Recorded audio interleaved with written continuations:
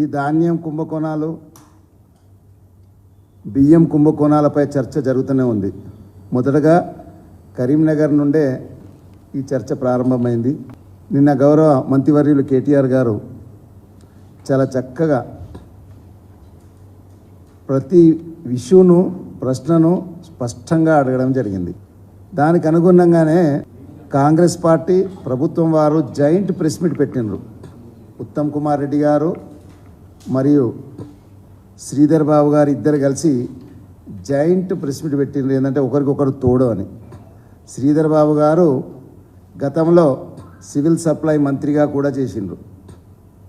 ఈయన కొత్తగా civil supply మంత్రి వచ్చింది కాబట్టి ఎక్కడ నాలుక జారుతాడో, ఎక్కడేమనుకుంటారో అని చేతులు పట్టుకొని మాట్లాడుకున్నట్టు ఇద్దరు జాయింట్ ప్రెస్ పెట్టడం జరిగింది. ముఖ్యంగా ఉత్తమ్ కుమార్ రెడ్డి గారికి నిన్న మాట్లాడిన విషయాలలో ఆయనకు ఆకారమే ఉంది కానీ ఆలోచన మాత్రం లేదు. దయచేసి పెద్ద మనిషి ఆయన అంటే గౌరవం కానీ ఆకారమే పెంచుకున్నారు కానీ ఆలోచన పెంచుకోలేదు. గౌరవ మంత్రివర్యులు మాజీ మంత్రి కేటీఆర్ గారు అడిగిన ప్రశ్నలు ఏంటి, నువ్వు మాట్లాడింది ఏందో నాకు అర్థం కాలే. మేము చాలా స్పష్టంగా చెప్పినాం ఏంటంటే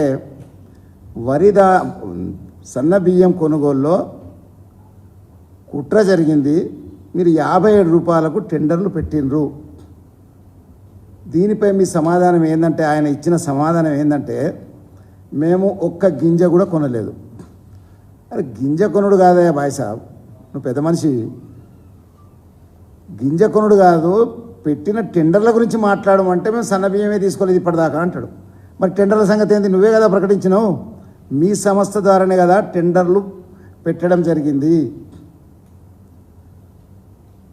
దానిపై సమాధానం అడిగినాం. దాంట్లో జరిగిన స్కాండల్, దాంట్లో జరిగిన కుంభకోణం, బియ్యం రేటు పెంచుకొని మీరు టెండర్లు పెట్టినారు, వాటిపై స్పష్టంగా ప్రశ్న అడగాల్సి జరిగింది.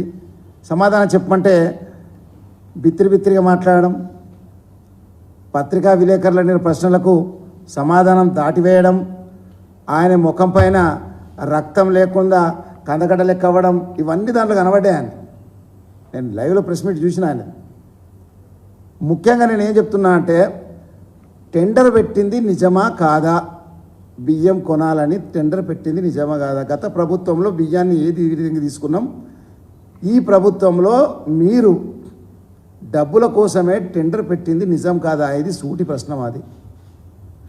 రెండవ విషయం, 35 లక్షల మెట్రిక్ టన్నుల వరి ధాన్యం కోసం ఇది టెండర్ పెట్టింది కదా, దానిపై ఒక్క మాట మాట్లాడలేదు. ఏమన్నాడంటే ఆయనే, మేము 200 కోట్ల వరకే ధాన్యం తీసుకున్నాం, ఇప్పటిదాకా లిఫ్ట్ చేసుకున్నారు అన్నాడు.